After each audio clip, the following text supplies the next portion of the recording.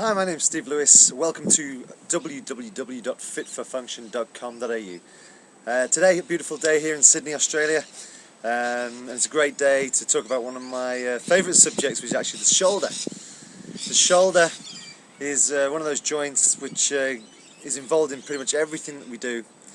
It gets a lot of bad press. It gets into a lot of trouble, and often it gets into a lot of trouble through no fault of its own. How many people do we know that get rotator cuff problems and trouble deep in the shoulder capsule, in the shoulder joint, when they're playing sport, or whether they're reaching for something, when they're playing golf or throwing? It's very, very common, and we all see it, and probably we all know someone today who has a problem with their shoulder. When we look at the shoulder, we've got to understand and say, well, shoulder, why is it that you get beat up on so much? Or what is it about you that is so badly designed that you get into so much trouble? And the shoulder would say, well, actually, I'm really fantastically designed. I'm designed in such a way that I have great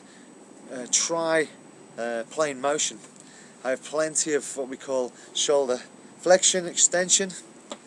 I have lots of lateral motion both ways, and I also have the ability to go in what we call internal and external rotation. But what I am really reliant on is my friends helping me. And what I mean by that is that in order for me, shoulder capsule, and for the shoulder joint to be successful, for the shoulder girdle to be successful, I really need my friends, particularly the scapula, to be doing its job really, really well. So when we look at shoulder training and we're looking at shoulder rehab or shoulder performance, we've got to ensure that in order for that shoulder to be doing the best that it can do, and for it to be as successful as it can be, we need to really assess and look at the motion of the scapula. If the scapula is moving and doing its job, then the shoulder joint itself is going to be very, very happy. It's going to be very successful, and the glenoid-humeral joint is going to say thank you very much. Rotator cuffs are going to go. The rotator cuff is going to say thank you very much, and we're certainly going to have a lot more power and a lot more ease of motion. So scapular motion, very vital. In order for scapular motion to be correct and to be good and to be doing the job it's meant to be doing, we've also got to look at the thoracic motion. So we've got to look at the thoracic. Is the thoracic moving the way it should be doing at the right time, in the right place for the right reason? Is it then driving the scapula to do the right thing at the right time for the right reason?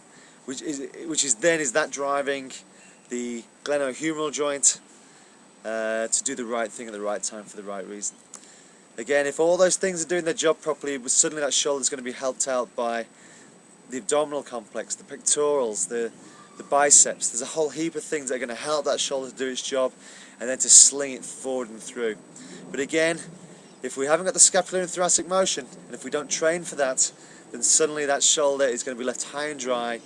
It's going to do what we call open up early, particularly if you're throwing, and the joint itself is going to do way too much, and the small muscles deep inside that shoulder joint are actually going to do way too much. In fact, they're going to do so much work that they're not designed for, that eventually they're just going to blow up, and that's very common what we see. So good shoulder function, we've got to look at some good scapular-thoracic programs to help to drive that shoulder joint, that shoulder girdle, to do the job that it needs to do in order to be able to do the function that we need to be able to do. So thank you for watching Fit for Function. I'm Steve Lewis. Remember, shoulders, very important. Let's understand the reasoning why we're having problems or why we're not performing well, and we've got to look deeper, we've got to look at the whole chain reaction. I'm Steve Lewis. Thanks for watching Fit for Function.